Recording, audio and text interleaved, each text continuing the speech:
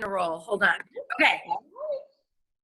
Hey everyone, welcome to our weekly team call. I'm so excited you guys are watching this, if you're watching the recording or if you're here with us live. So today we have an extra special guest. One of my girls, Chonta, you are going to just die when you hear. I mean, she's amazing. She's more than amazing. She's a insanity success story.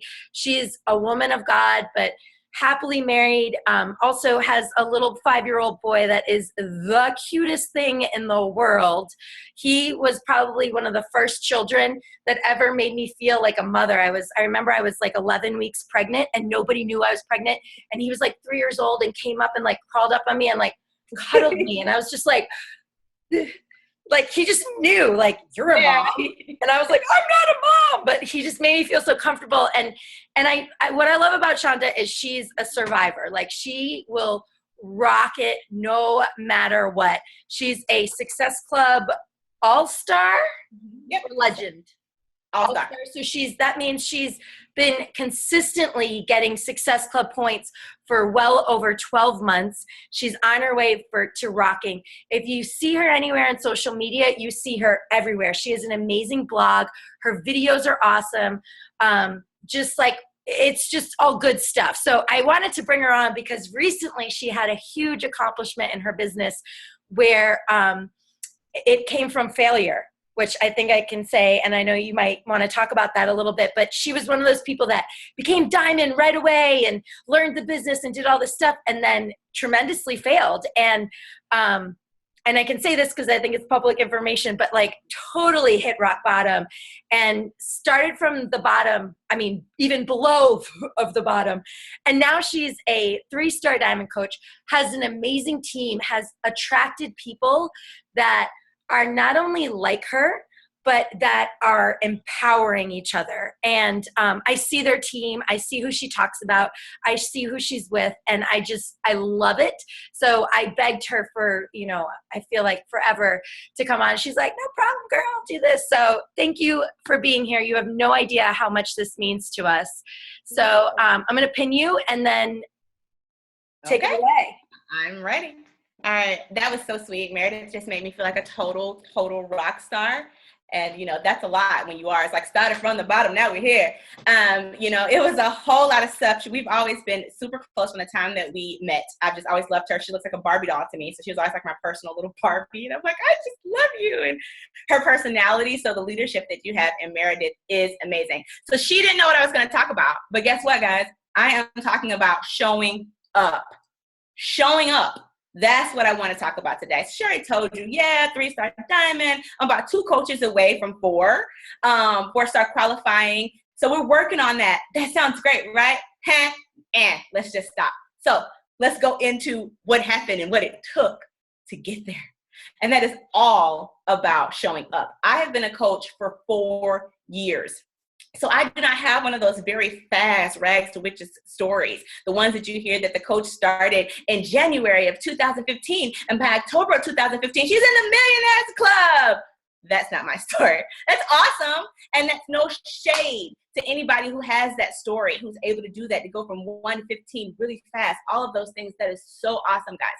But what I really wanted to tell you about is that is not the story of many of us. Right? So what do you do with the rest of those people who's not that story? What do you do with the rest of us who's like, man, I've been coaching for a while. It's been a year. It's been 2 years. I don't know. I might even be emerald. I don't know, what's going on. I can't seem to get anybody to say, yes, I'm in a funk. I'm stuck. I'm whatever. Maybe that's you, right? Because that was me. And it's all about showing up and staying there. So I started in 2011, August of 2011. I think it was August 4th to be exact. I don't have the regular average Beachbody story. I did not know a friend. There was nobody that introduced me. I found Beachbody on the internet. So when I am the most unbiased coach there is, there was no, wasn't like, oh, I know this girl and so I did it because she told me. No, I was literally on Google searching health drinks, vitamin drinks, because I don't like to take pills. And I had tried everything, the cabbage soup diet, the hot sauce diet, the Snickers diet. I had even went and paid $2,000 to get like this cold ultrasound that's supposed to help make you lose weight. Yeah, I did that too. I'm her. So I had tried everything, and I was sitting at my kitchen table and I was bawling. I was telling my husband, I really want to go get surgery. You really should let me do it. It's going to make my self-esteem better. And he says, have you tried everything? And I said, well, no, I haven't really tried that like exercise thing with the real eating right. Like I hadn't tried that, but I tried all the other stuff. Okay. And so he was like, I need you to try something again, try something else. And if nothing works this time, great. So I went and researched and I'm on there and I'm like, cause I'm trying. I had went to Whole Foods, I bought all this stuff, but I couldn't be consistent with it. I was that person who had most of the ingredients that are in Shakeology sitting on her counter. I was the person who spent $400, $500, $600 at Whole Foods. So when people say Shakeology costs too much, I'm like, you know what? You stay at Walmart, because if you really go and shop to get this stuff, dude, it's not that expensive. So I was like, when I saw that it was one, I was like, oh, that's awesome. Click, click, click, give me that. And then I found my coach on YouTube, because I started like trying to YouTube reviews and I was up all night. So that's kind of how that started. And I was just one of those people that was like, just tell me what to do. I don't know what to do. I've never been in network marketing before. I was a PhD student. I was a new mom. I was just like, just tell me what to do. I don't know what to do. And so she gave me this list. And, if you tell me, I was in the military, so that kind of speaks to who I am as far as I'm pretty good with quote unquote authority, kind of.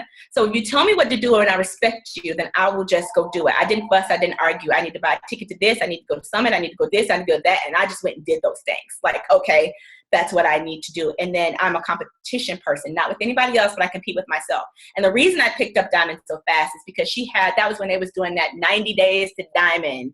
And she had this thing. And I think you got a paperweight. Like, it wasn't even that serious. It was like a paperweight and $100 back then. Like, now she's totally up the ante. But back then, it wasn't even that serious. But it was one of those things like, oh, okay, it's a contest. Okay, I can do that. And so I just went for it. And so I went from 0 to Diamond. I did that in those 90 days. And I was so pumped, and it was awesome. And then I went to 1-star by the end of the year. So I was a 1-star. I started in August and I was 1-star, I think, in like December or something like that. But then it all came falling down like a deck of cards, because I like to consider myself ignorance on fire. Like, I didn't really know. I just was going. But I was building and not necessarily understanding how to be a leader, not knowing what to do with those people that I was bringing on people that I like to say this. If you owned a brick and mortar business, right? And you had that office in the sky, picture it. And you have that boardroom, right? And you have those people, we've seen that on TV. You have people, they sit around the boardroom. Sometimes I want you to do this. I want you to ask yourself, are the coaches on the team people that you would have really invited into that boardroom? And a lot of times that answer is no. And it was a resounding no for me. And that's not ragging on anybody. That's not anything like that. It's just sometimes when we're going, we don't look at it as if we're in the business of HR and picking the right people and people that are really going to gel. We're just trying to get anybody. You're trying to get people, okay, in quotation marks. You're getting them. And so you're just bringing. And the people that you had to beg and plead and ask and please and I'll pay for it and whatever else, guess what? That's what they're still going to be later on. You thought that was going to change. It's not. And so initially you might get the rank and you get to feel good for 5 minutes, and then your business falls down. So that was me. It just kind of fell down. I didn't know what I was doing. I was just like, I was rambling and rumbling. But the whole purpose isn't about what happened there. It wasn't really in the falling. It's in the getting back up and how long it took to get back up. But what remained through all those things is the fact that I showed up. I never quit. It's been 4 years. I have never, ever, ever been inactive. I have never called my coach and said, oh, you know what? I think I can't do this.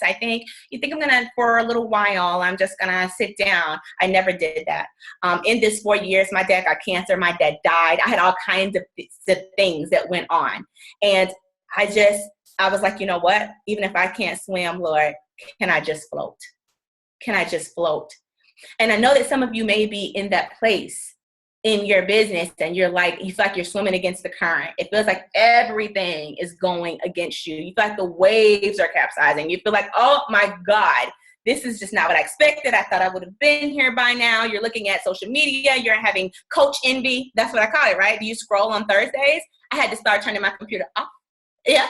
Thursdays, you're scrolling, you're feeling worse and worse about yourself. Because didn't she join yesterday? She's Elite 7-star. Like, that was last month. What do you mean? You know, and this and that. And you're just scrolling and crying and scrolling. And what's wrong with me?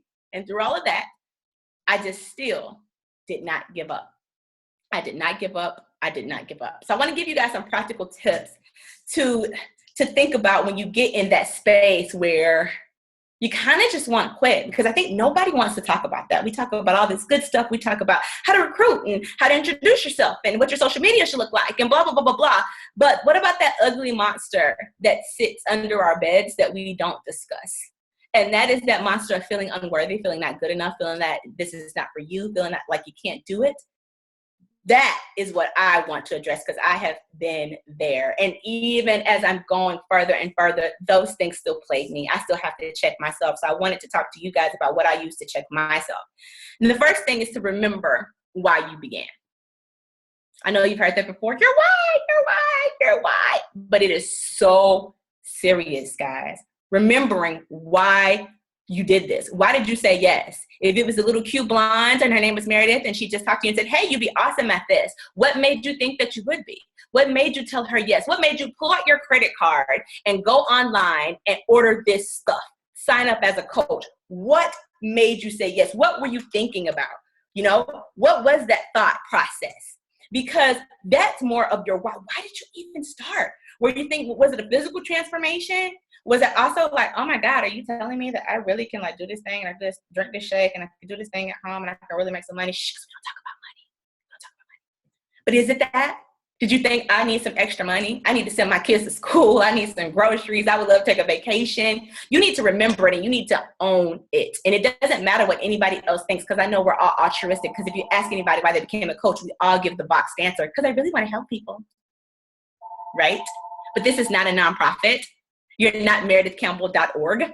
This is a business. We're running a business, and it's okay to run that. So I want you to remember why you began. I want you to write that thing down. Like, what was it? And maybe some of that has changed. And that's okay too, because you need to incorporate that. You need to incorporate that. Like, okay, so I started because I needed to make a transformation. But now I've lost the 60 pounds. I've lost my zeal. So now you need to come up with what's your next why. Is it to pay it forward? Is it because, okay, now I feel like I can be a businesswoman. I want to be this mom boss. I see somebody else doing it. I think I can do it, but I'm kind of scared. Why is it? Remember that. Number 2, I want you to define why you want to give in, quit. Why? Is it because you feel overwhelmed? Do you feel like you don't have the time?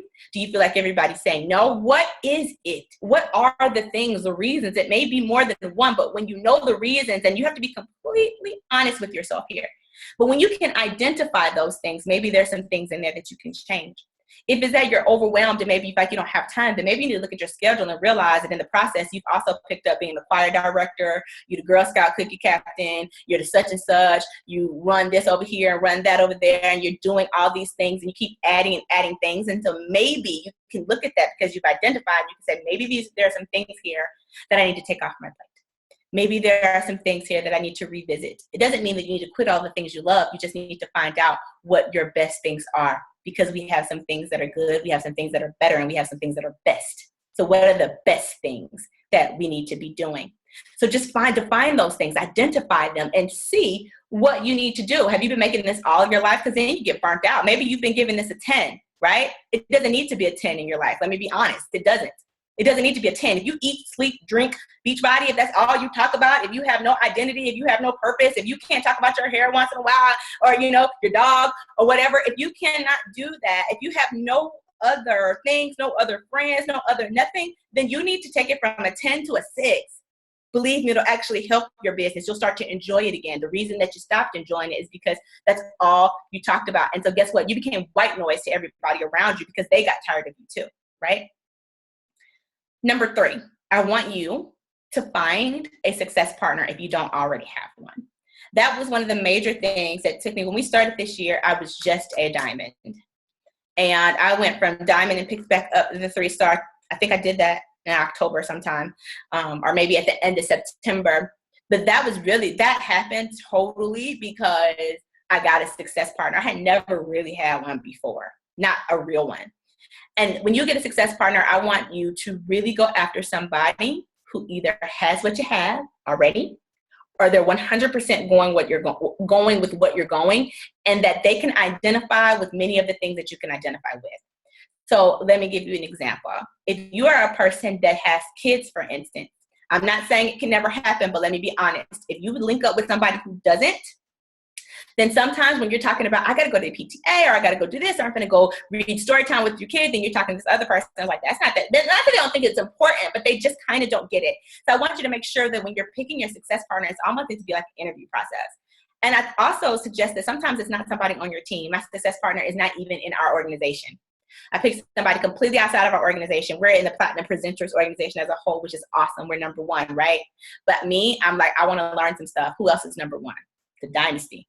I went and picked somebody else over there. And so me and her together, we brought two powerhouse groups and powerhouse ways of thinking together. And we're like, how? Really? Over here, you know? And it has been so much fun. And I brought somebody they were this much ahead of me. Like I think I was a diamond at the time. She was like already a 2-star. So a lot of times you're probably not gonna be able to pick a 15-star because they're not interested, but you can pick somebody a little bit more ahead of you, or somebody that maybe is a little bit closer to this, or a leader, whatever it is that you want.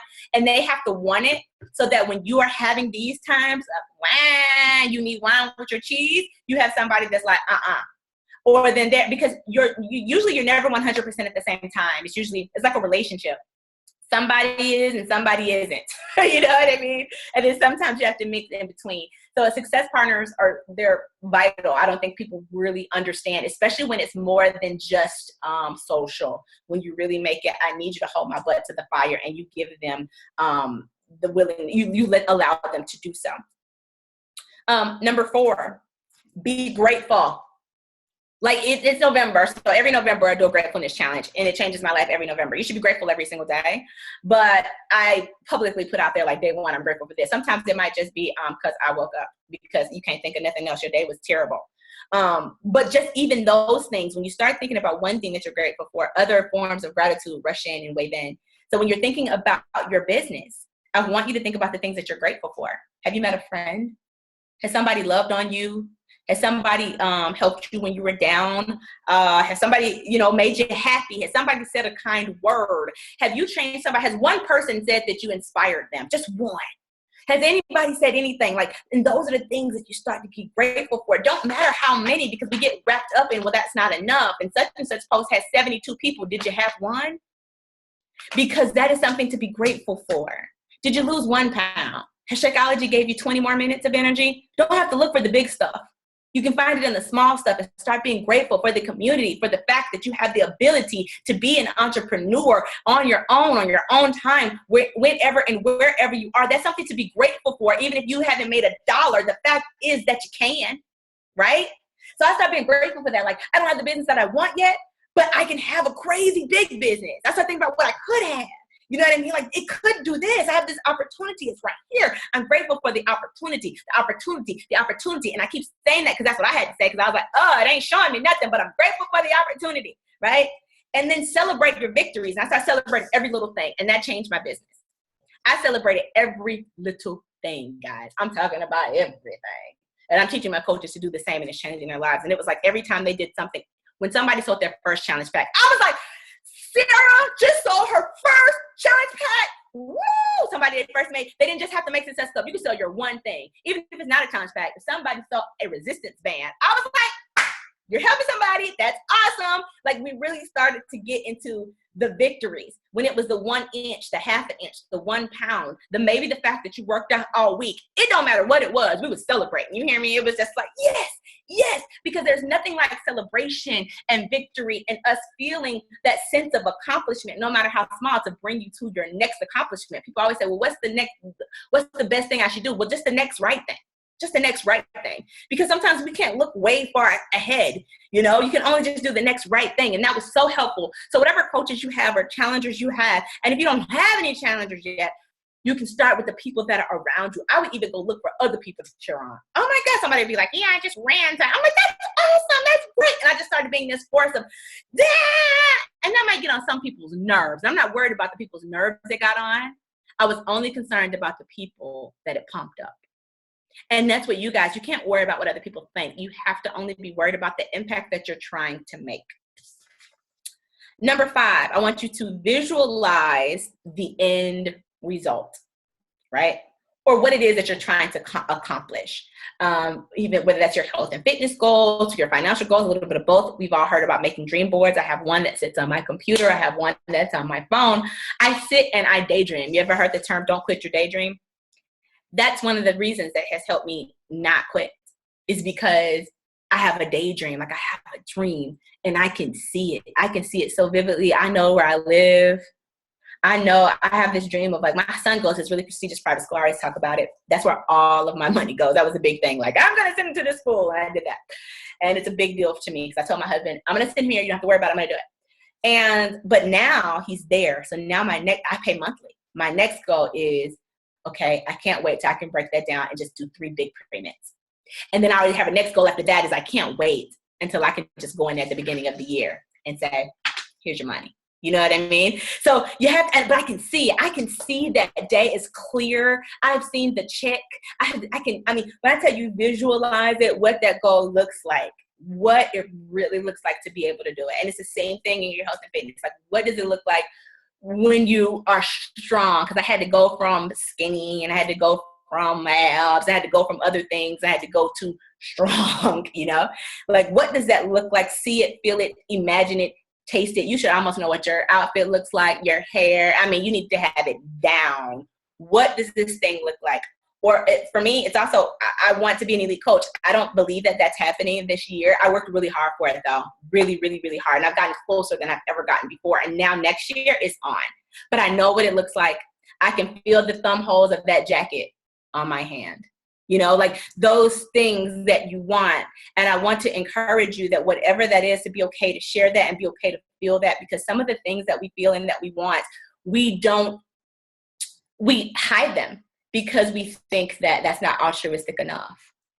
There again, you don't want to talk about the money. You don't want to talk about the this. You don't want to talk about that. You don't really want to tell somebody that you want to buy a new house, or you want to move out of your apartment and get this, or you want a new car. You don't want to talk about those things, and so you hide them, which keeps you from visualizing them. I want you not to hide them. I want you to be okay with what it is that you want.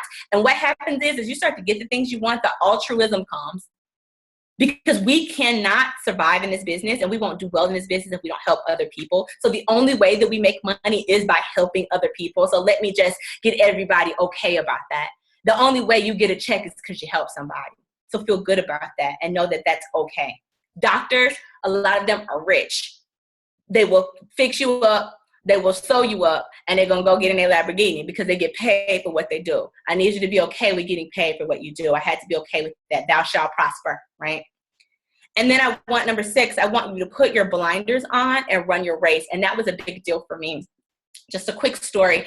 I really fell backwards in my business. This is going to sound so crazy. Is when I did start to implement every single thing I had seen from everybody else. I was looking at all of these coaches that were, number one. And I do believe that success leaves clues. And I'm not telling you not to look at them. I think what you need to do is glance and then go back and run your race. Does that make sense? Glance and say, okay, I kind of get it. I see what's going on here. And then you need to come back and run your race.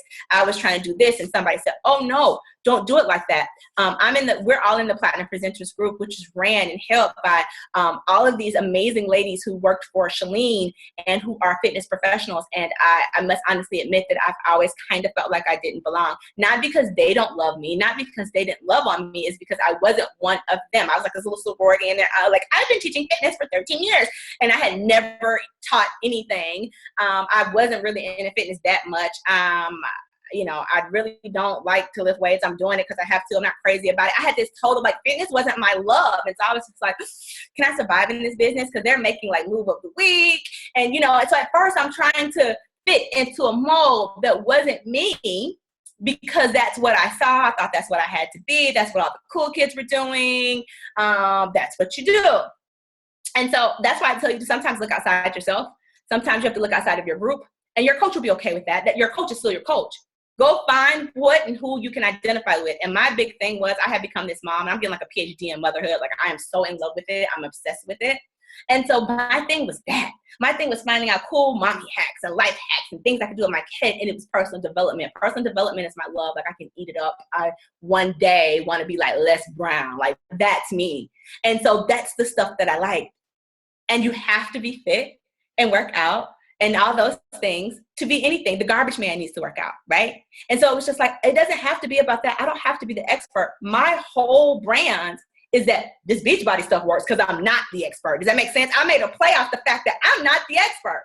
So they teach me how to eat. That, look, y'all, it's life in a box. Comes right here. Like, it is the most amazing thing for the busy mom that's on the go. Like, I just changed the whole thing around. Like, you know, you don't have to know how to do all that. You know, that's what this is about. And that is how I use Beachbody. So I tell you all, when I'm telling you to run your races, find out how and why Beachbody works for you. How do you fit that into your life? If you're amazing at fitness, then go do that. Because now I do teach an insanity class. How I've evolved. But, you know, how does it work? How do you fit it? How do you fit it into your life? How do you do that?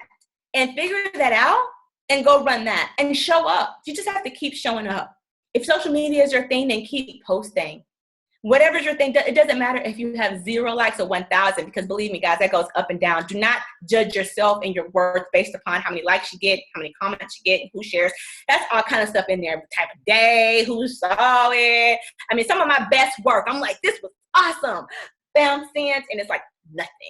Crickets. And sometimes I can just put on something like, I got this cute hat, and people are like, ding, ding, ding, ding. You're like, what? You know, you can't understand. You don't know. Don't worry about that, because when you're worried about that, it just takes away. You need to just put out your best content of who you are, the things that you want to share, and you will draw the people in that you want to draw. And so that's been my biggest thing now. It's like, I am very intentional in the things that I do. I'm finishing up. And the things that I do and the things that I post. Very intentional about it. I want people, my social media page is kind of like a reality show. It's kind of like Keeping Up with the Flowers. And I wanted to be like that on purpose, not just one side. It's like, if you come there and you scroll for about 5 minutes, you'll probably get a gist of who I am, right? You'll know my mom, you know my wife, you know I got a blog, you know, you'll probably really know like personal development because I write like these really long. Guess what? You know what they say? Don't write long posts. My long posts do the best. Don't write, you know what I mean? So you have to figure out what works for you. Listen to the expert advice, but then same thing with video. Long video, I'm long-winded, so that's just what works for me. Be who you are. That's the best thing I can tell you. And be laser focused on controlling the controllable, right? That was a big thing for me too, is I wanted to control everybody else. Such and such isn't hitting it. Such and such hasn't gotten 2 coaches. Like those 2 coaches that I need, I'm so not worried about that, because I can't control that. She has to do that. You know what I can keep doing is recruiting myself and doing what I have to do and supporting. I can do my 3 vital behaviors. I can get my workout in. I can drink my shake. I can love on people every day. Those are the things that I have control over. Those are the things that you have control over. The things that you don't, you have to just say, that's awesome if that happens. And if it doesn't, I wouldn't take that class. Like, just, you know, not my monkey, not my circus. I say that to my coach all the time. They're always like, she don't care. I'm always like, not my monkey, not my circus. Because when you do so much of, you blame gaming, and if this person would have did that, then I would have been this rank, and if this person did that, then this would have happened. If she would have only, if customer service wasn't so messed up on Wednesdays when they tried to order at 11:59, I didn't get my order in, so now they make Success Club, and so it's coach relations fault. And if you know, it's everybody's fault, because you're trying to do things and control things that you just cannot. So you do the best that you can, and then control what you can. And I don't know how many of you are Christian on here, but I am. And you just have to come on those, like, let go and let God. And you know, one of the things I tell my coaches, I said, is that you have to pray as if it all depends on God, and work like it all depends on you. You know what I'm saying? And that's all you can do. It's just like this kind of give and take. And, you know, you kind of figure it out and have to know when to ask help, and when to just be honest about your journey and the journey that you're on. Because when you do that in some of your lowest times that you feel the most vulnerable, that's a lot of times when most people are willing to connect with you. So me allowing people to come in on that journey, and like Meredith says, public knowledge that I mean, because I was just all out with it. Like this whole journey has been very public. And that's for a reason. God uses us all. I think he uses some of those ones that go really fast. They have a, you know, a place. for inspiration, and then use some of the ones like me who have just kind of fallen and, you know, boom, boom, a lot of times to show people about how you get back up and how you just, I stayed faithful though. Like, even though I kept falling, it was never a time that I was going to quit. So there again, it's just showing up. Showing up is 80% of success. The rest of it, you know, it'll come, it'll up and fall and whatever. And that's how your journey will go.